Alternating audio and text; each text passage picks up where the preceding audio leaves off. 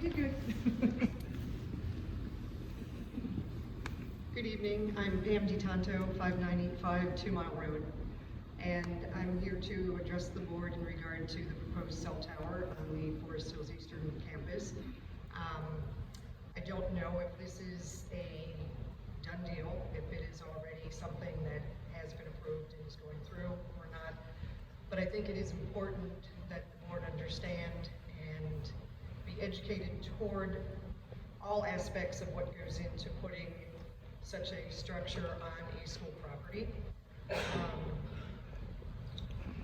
It's not just about collecting rent, and it's not just about getting money, and it's not just about the safety and the security of the school and campus. While that is the utmost importance, the security and the safety of the students and staff, that safety and security goes beyond just providing cell service. There are potential health-related risks to having a cell tower in such close proximity to a occupied situation such as a school.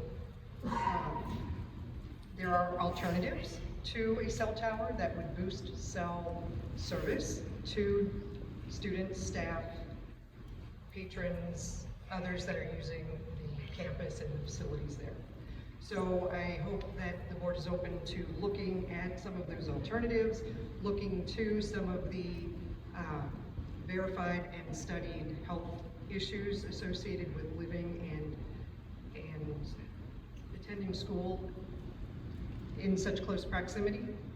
And this isn't the first time that we've addressed this issue. I know that many on the board aren't aware of the 3 past times that we've had to address the safety of students, not only to have cell service, but to limit their exposure to the electromagnetic radiation from the cell tower. Thank you. Thank you. Joe DiTanto.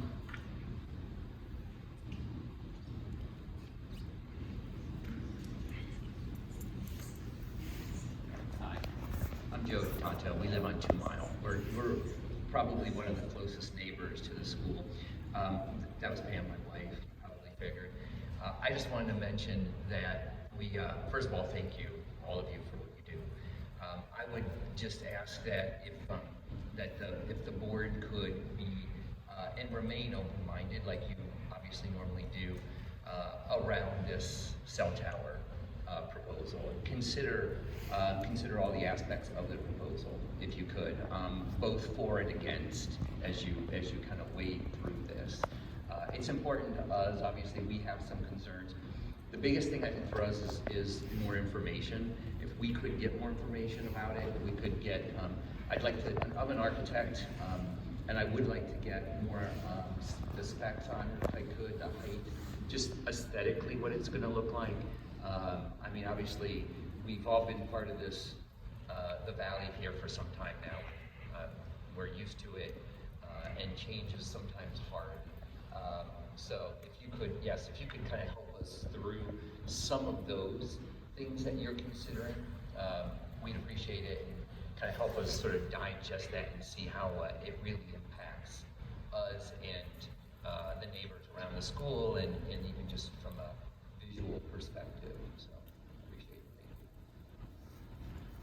Thank you. Phil Skaggs.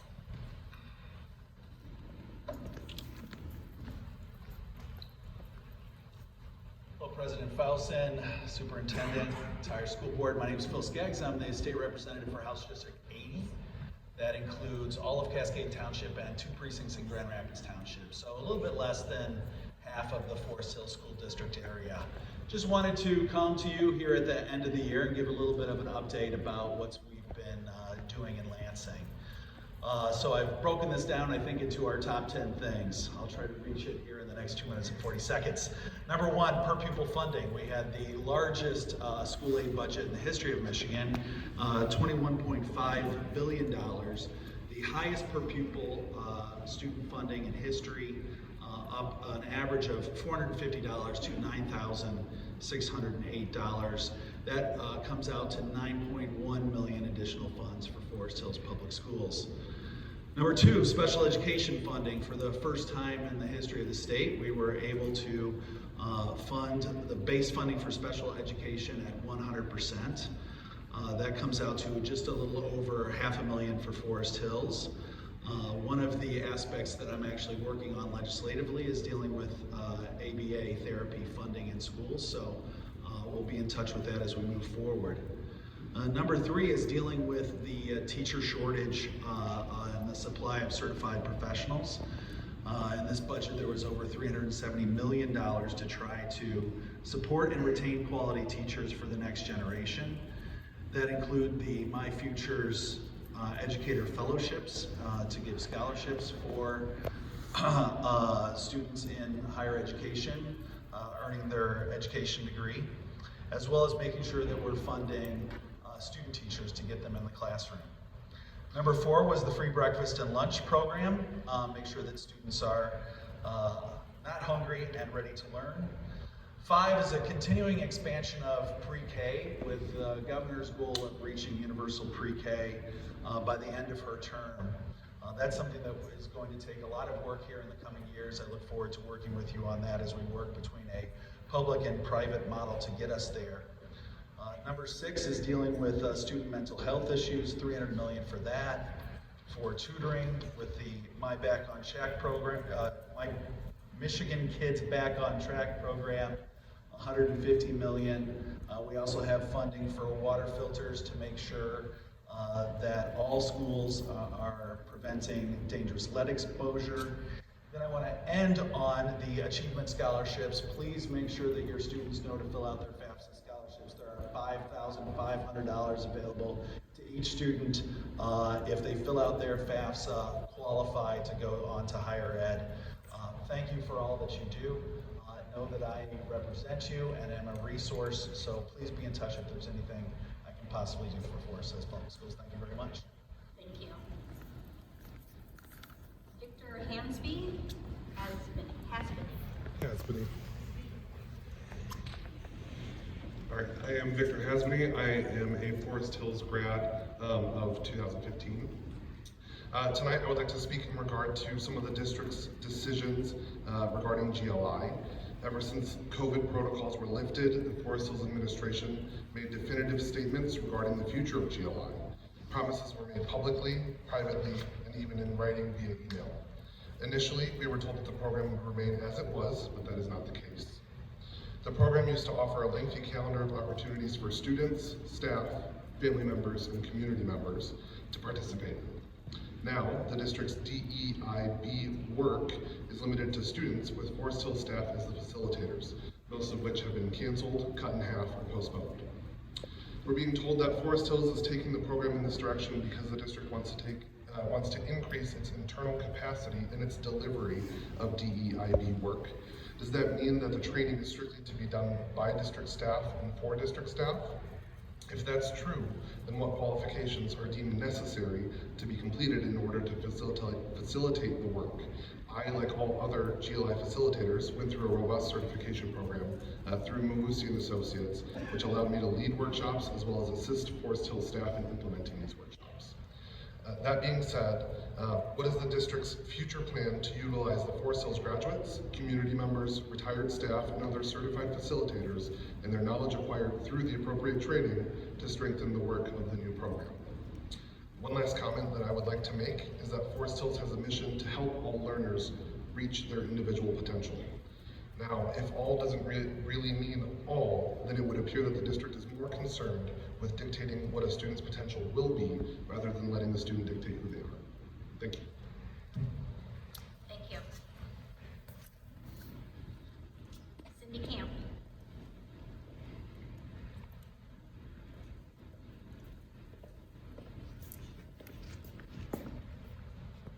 Good evening. I live at 8300 2 Mile Road, and I have graduated from Forest Hills and a senior at Eastern. I want to thank the school district and the board for the work that has been done over many years in the Global Learners Program. I'm another big cheerleader for the program.